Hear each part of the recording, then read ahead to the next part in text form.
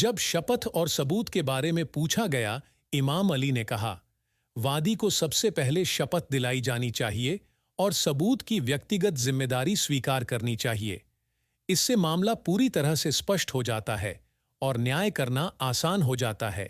जब सबूत प्रस्तुत करने के बारे में पूछा गया, इमाम अली ने कहा, जो कोई आपके सामने एक मामले में सबूत प्रस्तुत करना चाहता है, उसे अवसर दिया जाना चाहिए और गवाहों को उचित समय में प्रस्तुत करने के लिए पर्याप्त समय दिया जाना चाहिए। अगर वह निर्धारित समय के दौरान ऐसा करने में असफल रहता है, तो आप अपने निर्णय शक्ति के अनुसार मामले का निपटारा करने के लिए स्वतंत्र हैं। हालांकि संदेह का लाभ और बचाव की पूरी सुविधाएं अभियुक्त को दी जानी चाहिए।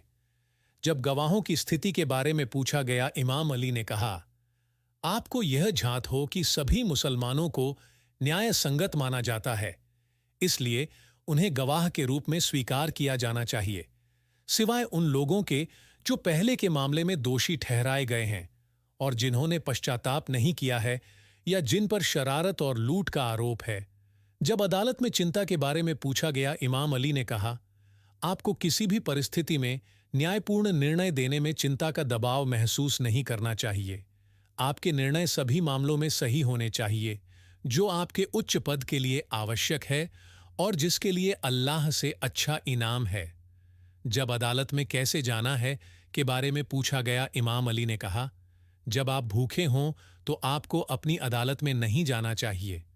आपको पहले अपनी भूख को संतुष्ट करना चाहिए और फिर अपनी अदालत में लाए गए मामलों की सुनवाई करनी चाहिए। जब निर्णय में जल्दबाजी के बारे में पूछा गया, इमाम अली ने कहा, न्यायाधीशों को किसी भी मामले में निर्णय देने में जल्दबाजी नहीं करनी चाहिए। जब एक मामला निर्णय के लिए लिया जाता है, तो उसे कभी अधूरा नहीं छोड़ा जाना चाहिए और न ही इसे विलंबित किया जाना चाहिए, क्योंकि एक आम कहावत के अनुसार न्याय में देरी न्याय से इनकार है। यदि किसी मामले में देरी होती है, तो इसे बलपूर्वक नहीं किया जाना चाहिए, और यदि यह स्पष्ट रूप से दिखाई देता है, तो कानूनी प्रावधान के अनुसार निर्णय देने में कोई कमजोरी नहीं दिखाई जानी चाहिए। सब कुछ अनुसूची के अनुसार तय किया जाना चाहिए और इसे अपनी सही जगह पर रखा जाना चाहिए।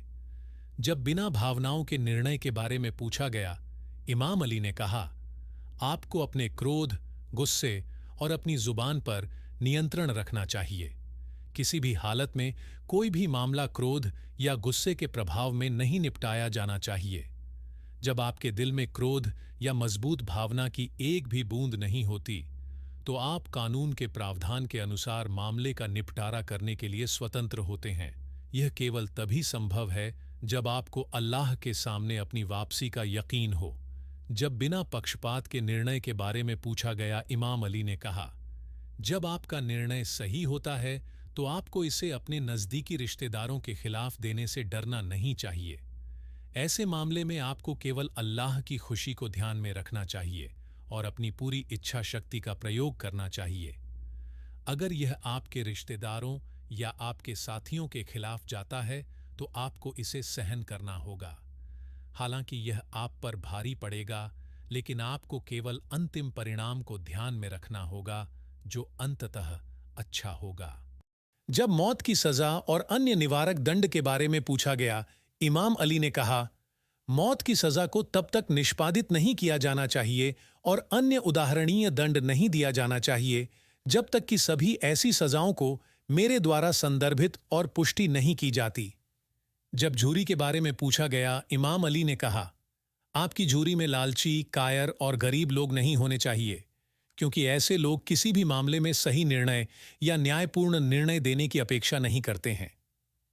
जब बिना देरी के काम के निपटान के बारे में पूछा गया, इमाम अली ने कहा, एक विशेष दिन का काम बिना किसी देरी के उचित समय पर अनुसूची के अनुसार निपटाया जाना चाहिए, क्योंकि दैनिक काम के दबाव की मांग होती है।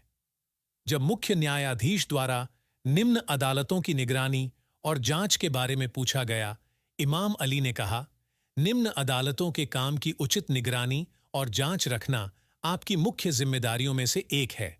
वहां बैठे काजियों को निर्णय की स्वतंत्रता दी जानी चाहिए, लेकिन किसी भी मामले में उन्हें जरूरतमंद नहीं रहने देना चाहिए।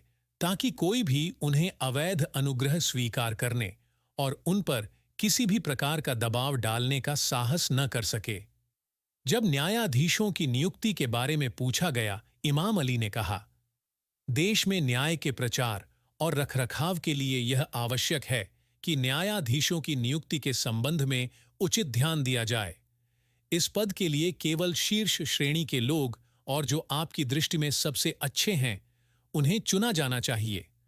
वे केवल ऐसे लोग होने चाहिए जो काम के दबाव से न डरें, अपने गलत निर्णयों पर जोर न दें और मामले में तथ्यों के प्रकटीकरण के बाद उन पर अड़े न रहें। वे न तो लालची होने चाहिए और सभी मामलों पर बिना किसी अपवाद के विचार करने की आदत होनी चाहिए। उन्हें संदेहास्पद मामलों पर भी रुकना चाहिए और केवल स्पष्ट प्रमाण को महत्व देना चाहिए। उन्हें किसी भी लंबे समय तक चलने वाली पूछताछ से थकान महसूस नहीं करनी चाहिए और मामलों की गहराई में जाने वाले अभियोगी और प्रतिवादियों की लंबी जांच से थकना नहीं चाहिए और तथ्य सामने आने के बाद सही निर्णय देने के लिए साहसी होना चाहिए। वे केवल ऐसे व्यक्ति होने चाहिए जो चापलूसी से प्रभावित न हों। हालांकि समाज में ऐसे लोग दुर्लभ हैं और उन्हें ढूंढना कठिन है। जब निर्णय में गलतियों के बारे में पूछा गया, इमाम अली ने कहा, अगर किसी को गवाहों के आधार पर निर्णय में गलती के परिणाम स्वरूप मौत की सजा दी जाती है, जो न्यायाधीश के नियंत्रण से बाहर है, तो मुआवजे की राशि सरकारी खजाने बैतुल माल से दी जाएगी। जब न्याय और उदारता के बारे में पूछा गया, इमाम अली ने कहा, दया एक अच्छी चीज है, लेकिन न्याय हालांकि बेहतर है और इसे कभी नहीं छोड़ा जाना चाहिए। अर्थात न्याय को दया के लिए बलिदान नहीं किया जाना चाहिए। जब पवित्र कुरान और परंपराओं के बारे में पूछा गया, इमाम अली ने कहा, कुरानिक आदेशों का प्रत्येक मामले में पालन किया जाना चाहिए, लेकिन जहां स्पष्टीकरण की आवश्यकता होती है, वहां पैगंबर की परंपराओं को अनिवार्य रूप से संदर्भित किया जाना चाहिए, क्योंकि परंपराओं का उल्लेख किए बिना सही निर्णय पर पहुंचना कभी-कभी असंभव है। इसके अलावा परंपराओं का उल्लेख किए बिना धार्मिक कर्तव्यों का पालन करना केवल पवित्र कुरान के माध्यम से संभव नहीं होगा, जो केवल पैगंबर के लिए सिद्धांत निर्धारित करता है। उदाहरण के लिए, नमाज की रकतों की संख्या और हज के प्रदर्शन के विस्तृत मसाइल, नियम का उल्लेख पवित्र कुरान में नहीं है। जब एक जिंदिक के मामले के बारे में पूछा गया, इमाम अली ने कहा, एक जिंदिक जो कुरानिक आदेशों और धार्मिक कानून के खिलाफ तर्क करता है कि मामले का निपटारा दो धर्मी और सिद्ध अच्छे चरित्र वाले पुरुष अभियोजन गवाहों के बयानों पर किया जाना चाहिए, भले ही उसके वर्ग जिंदगत के हजारों बचाव गवाह हों। जब न्यायाधीश स्वयं एक प्रत्यक्षदर्शी हो, इमाम अली ने कहा, यहां तक कि अगर एक न्यायाधीश स्वयं व्यभिचार के मामले में प्रत्यक्षदर्शी हो, तो उसकी गवाही स्वीकार्य नहीं है, क्योंकि ऐसे मामलों में कानून के प्रावधानों के अनुसार कम से कम 4 गवाहों की आवश्यकता होती है। जब विवेक के बारे में पूछा गया, इमाम अली ने कहा, विवेक के उपयोग के मामले में किसी मामले में अपनाया जाने वाला मार्ग सबसे सत्य और सबसे न्यायपूर्ण और सामान्य नीति को संतुष्ट करने वाला होना चाहिए। जब दुश्मन की भूमि पर दंड के आदेश निष्पादित न करने के बारे में पूछा गया, इमाम अली ने कहा, दंड के आदेश दुश्मन द्वारा कब्जे में ली गई भूमि की सीमाओं के भीतर निष्पादित नहीं किए जाने चाहिए, ताकि आरोपी दुश्मन के शिविर में शरण न ले और फिर किसी भी प्रकार से हमारे देश के खिलाफ उसकी तरफ से लड़ाई न करे।